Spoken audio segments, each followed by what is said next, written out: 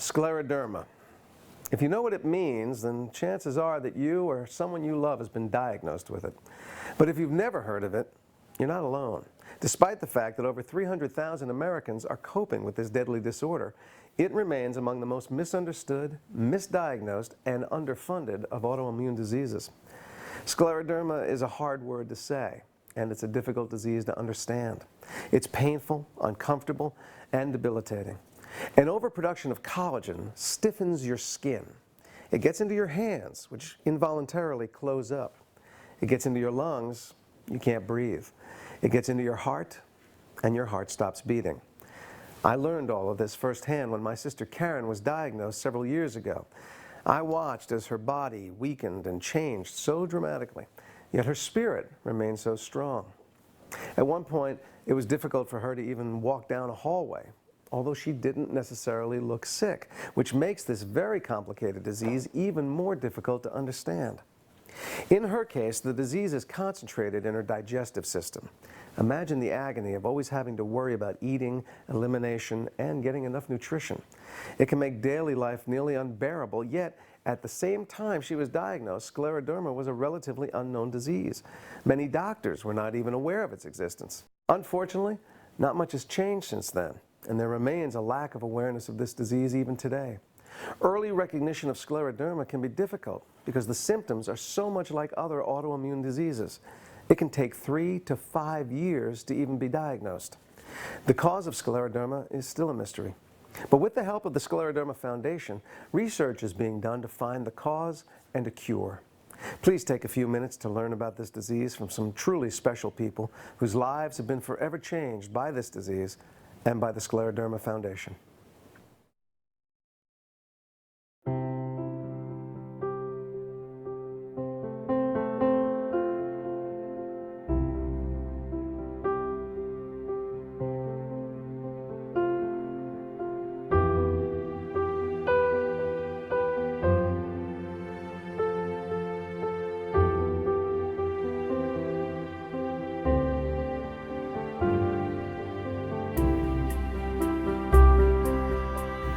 When scleroderma hit, all of a sudden I found myself having maybe 2 good hours a day. And everything takes me so long. I can't possibly do my job anymore. I can't work on a computer. As you can see, they don't move. And I can't grasp things. I can't cut anymore. Eating is very difficult. I lay in bed and cry sometimes at night and say, why? Especially when my kids were little and, you know, you're trying to bathe them. Like just putting lotion on a baby is a difficult task because your hands aren't straight. Abby and I were playing a game sitting on the floor, and she made a good move and I said thumbs up, and she did thumbs up, and she couldn't close her hands into a fist. So we said, that's unusual. I was diagnosed with scleroderma when I was 11 years old. We didn't know what that was or what we were going to have to do about it. During my time in art school, I started having these mysterious instances where it was actually onset of scleroderma, but I didn't know. Raynaud's phenomenon coming in, my hands turning pale white, I started getting the ulcers on my skin. I even had a couple of times where I completely just passed out, and I had no idea why, and no doctors could tell me why. It came on quick. I lost a lot of flexibility in my body, and through that had to relearn how to write and hold silverware and dress myself.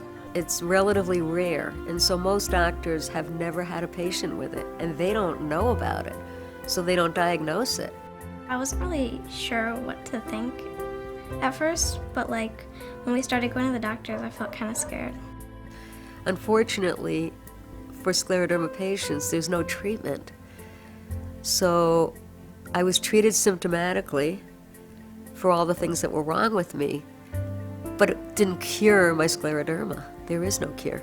There's a lot of pain that goes along with it, mental and physical anguish.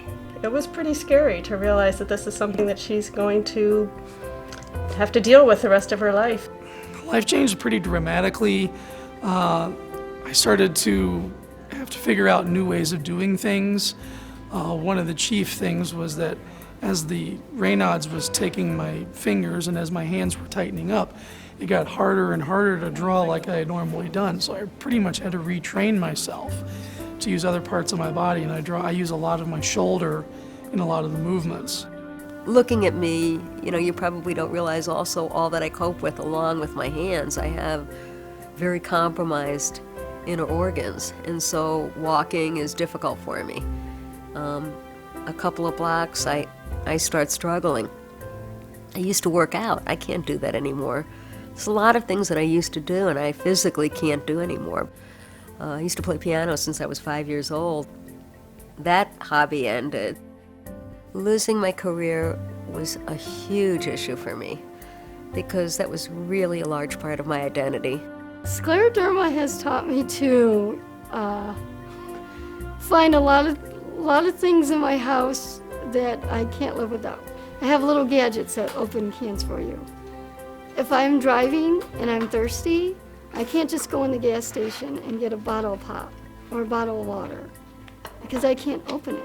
Things in my cupboards, if I can't reach, I'll take the bread knife, the longest one, and I'll use it, grab hold of it.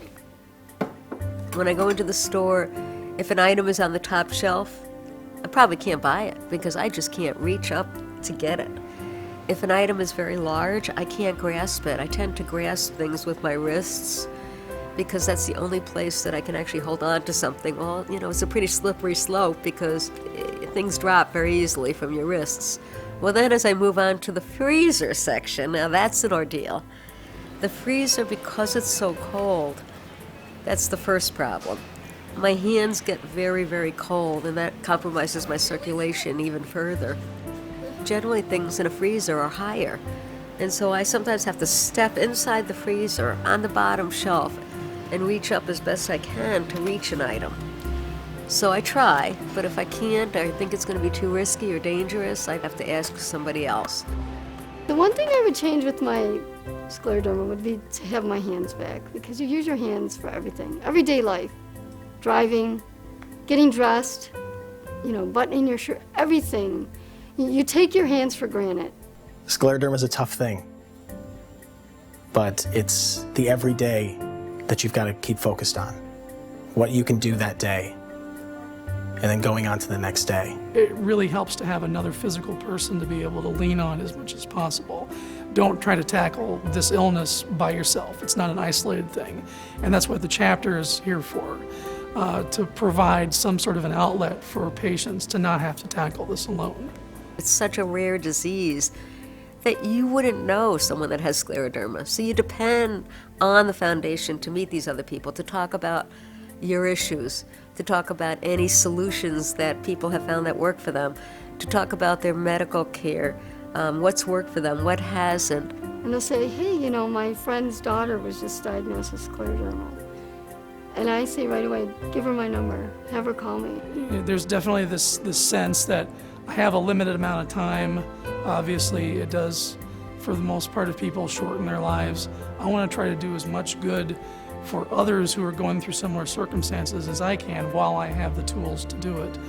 And, if every individual who has this disease were just to make that determination that they're going to help others around with it, it feeds your soul, it gives you a reason to keep on going, and it makes life a lot easier to live.